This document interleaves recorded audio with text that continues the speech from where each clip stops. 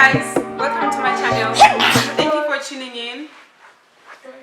Welcome to my channel. Look at the camera, you're looking at me. Hi guys.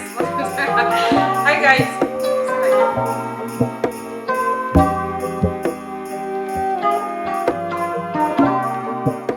Hi guys, welcome to my channel. Thank you for tuning in. My name is Fiso, as you know me already. I'm bringing you my video, my Christmas video, and I've named it Your Christmas Financial Survival Kit. Right, your Christmas Financial Survival Kit. Okay, get your cuppa as always and chill with me. Yeah? As you know, or what I've figured out is that life is better with a cuppa. So, let's just chat about Christmas. Before we go any further, I want to give a disclaimer. This is not professional financial advice or personal financial advice. This video is for educative purposes only. It does not take into account your personal financial circumstances, so don't take it as financial advice. If you need a financial advisor, go to a registered financial advisor, registered person. Alright, cool. Let's get started. Christmas is as I'm recording this video, it's like a week away now, and for us here down under in Australia, it is our summer holidays.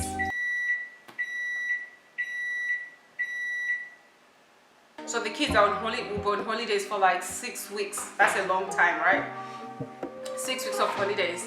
And most companies generally, they close around the 20th,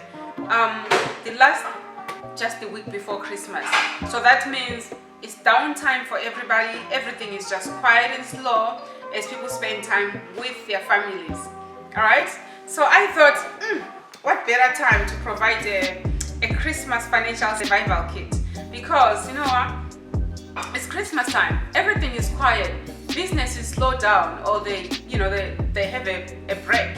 Yeah? But spending is high. It's at its peak. Okay. I'll just let you into a secret of what we accountants do.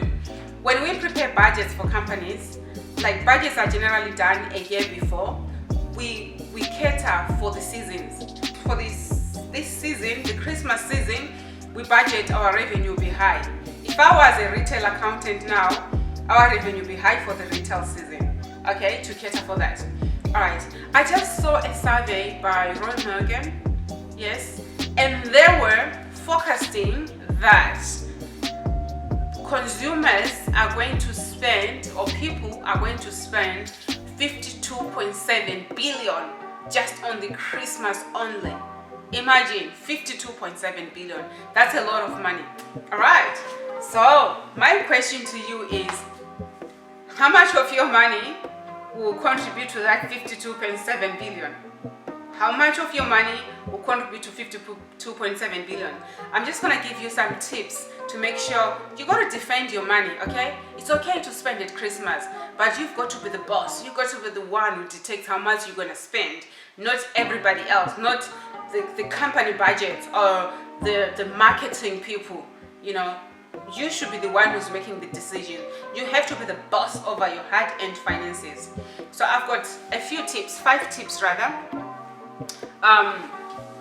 5 tips just to guide you through the Christmas season.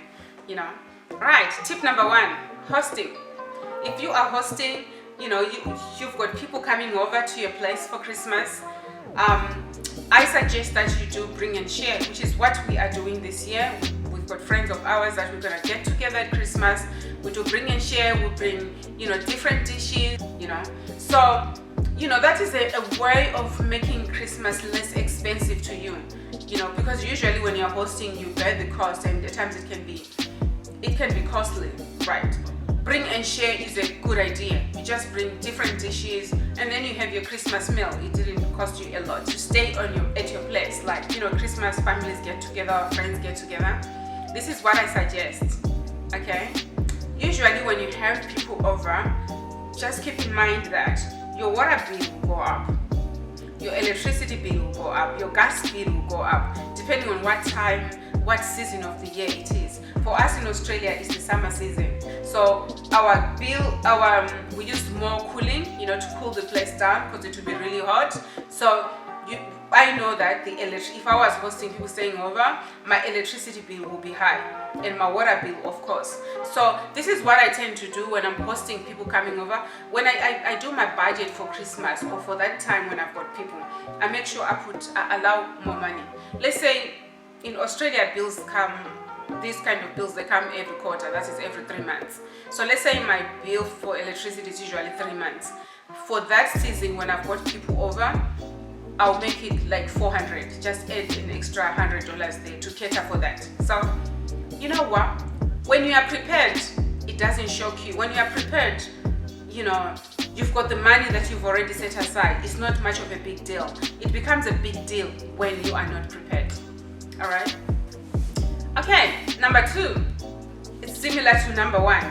It's about the bills. Okay, during the Christmas season, you know, festive season, we are spending. At times, you know, you might forget about the bills, you know, put bills on the back burner because you're busy spending. But remember, they are coming. They don't stop because it's Christmas time. I was recently watching a movie, and in the movie, the guy lost his job. So then his mom was asking him that, oh son, do you have money to cover the bills? Do you know what he said? He said to his mom, "Yeah, mom, I had money to cover the bills, but the money that I have is to cover yesterday's bills. I don't have the money to cover today's bills and next week's bills, so I need to get a job soon." So, you know, I think he said, Mom, they are fresh bills. And that got me thinking that how true, fresh bills, they are fresh, you know. So it really cracked me up that, wow, that's true. They are fresh bills. They are fresh every day. While you are sitting in your house, the bills are being manufactured. So that's my point number 2, the bills. Okay. Number 3, be careful of, watch out for mortgage defaults. Usually, I haven't read a survey, but I know that a lot of people really, they feel the pressure of the mortgage, of the rent in January. Why? Because December is so expensive. Like, you've got your normal bills, you've got your normal gas, electricity and everything. On top of that, you've got the Christmas spending. Yeah? So, this is what I do. We put money aside, we always put money aside for the mortgage, and we don't touch it. When I say I've got no money, I think I learned this. My mom, when I was growing up, the time to ask mom for money, she'd say, oh, I don't have money, yeah? And then, you know, maybe after a while, she'll say, oh, get money there and go buy some bread.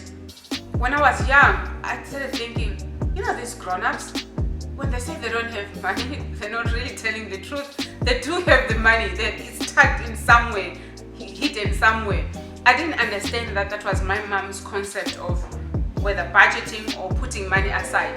So the next one is the Christmas tree and the Christmas decorations. I got this last year, I can't remember whether it's last year or the previous year. And you know, after when Christmas is over, I just pick it up, put it back in its box, the kids take off the decorations and put it away. And then next year, I pull it up and use it again. So what am I saying? Last year's Christmas tree will do just fine. It's perfect, okay? It will work. You don't need a new Christmas tree every year. So my next tip is Christmas gifts. Christmas gifts. Christmas gifts can be so expensive. But you know what? What I've really noticed is that if you go to charity shops after Christmas or New Year, you get new stuff there. A lot of these presents that we buy for people, they don't even use them because maybe it's not their taste or it's not something that they like, and then they just take them to charity shops. And then you spend all your money buying those things, okay? Or this is what I recommend. Christmas really is not about the gift. I know it's the season to give, but it's really not about the gift, especially if you can't afford it. Nobody is worth me buying a gift for and end up finding myself in debt or paying for the gift with the money that I don't have. Nobody's worth that. Nobody at all. When I'm buying gifts, it's got to be, you know, the things that I can afford. You know, it's not about the gift at the end of the day. So I think the best thing is to do the Kris Kringle, you know, Kris Kringle, where you put names in a box, you pick someone's name and you buy a gift for that person. And usually you set a budget. Like I know my kids at school, they'll set a budget for $10. So each parent has to buy a $10 gift. And yeah, it's affordable, you know. Or the other option is to buy for the kids only. Yeah, I like buying for the kids because kids, they can be fussy, but most cases, you know, all they want is to get a gift, something new.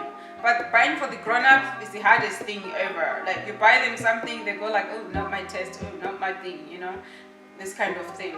So, you know, just buy for the kids, you know, that way you'll be cutting your expenditure. All right. Yeah, I think that's about it. Yeah.